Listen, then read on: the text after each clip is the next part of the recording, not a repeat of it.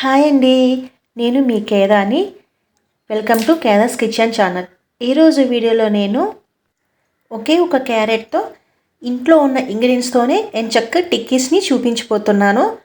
So దానికోసం ముందుగా నేను ఒక పెద్ద సైజు క్యారెట్ని ఇలా కట్ చేసుకొని మిక్సీ జార్లో వేసుకుంటున్నానండి.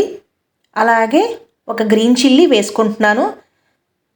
ఒక పెద్ద సైజు బంగాళదుంపని ఇలా కట్ చేసి వేసుకొని పేస్ట్ చేసుకుంటున్నానండి. సో గ్రైండ్ చేసుకున్నాక మొత్తాన్ని ఒక గిన్నెలో వేసేసుకుంటున్నాను.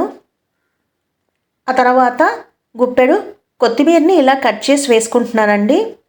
అలాగే జీలకర్ర పొడి 1 టీ స్పూను, రుచికి సరిపడా సాల్ట్ వేసుకుంటున్నానండి.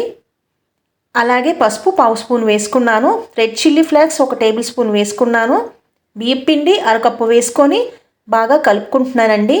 ఫ్రెండ్స్, ఈ రెసిపీ ఎక్కువగా రసంలోకి, సాంబార్లోకి, పెరుగన్నంలోకి సైడ్ డిష్గా కూడా చాలా బాగుంటుంది. అంతేకాదు స్నాక్స్ రెసిపీకి కూడా అద్భుతంగా ఉంటుంది ఫ్రెండ్స్. సో మొత్తం నేను ఇలా బాగా కలిపేసుకున్నాను కదా. ఇప్పుడు ఇలా ప్యాటీస్గా చేసేసుకున్నాను. చూపిస్తున్నాను చూడండి. సో అన్నిటిని రెడీ చేసుకొని ఒక కళాయిలో 2 టేబుల్ స్పూన్ ఆయిల్ వేసుకున్నానండి. ఆ తర్వాత నేను ఈ టిక్కీస్ని ఇలా వేసేసుకుంటున్నాను.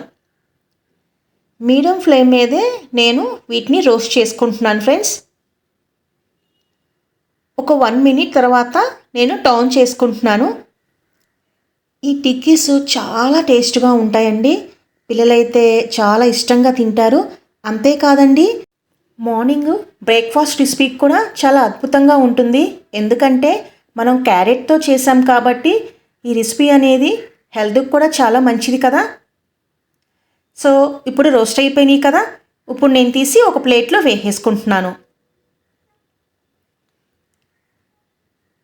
అన్నిటినీ ఇలా నేను ప్లేట్లో వేసేసుకుంటున్నానండి. ఇవి చాలా యమ్మీగా ఉంటాయి ఫ్రెండ్స్. ఇవి ఎక్కువగా ఏదైనా కోకోనట్ చట్నీతో కానీ, లేదు టమాటో సాస్ కానీ, కెచప్తో తింటే సూపర్గా ఉంటుంది. సో ఇది తయారు చేయడం చాలా తేలికే కదా. ఇది బాగా టేస్ట్గా చాలా బాగుంటుంది. సో మరికొన్ని వీడియోస్ కోసం నా ఛానల్ని సబ్స్క్రైబ్ చేయండి, లైక్ చేయండి, షేర్ చేయండి.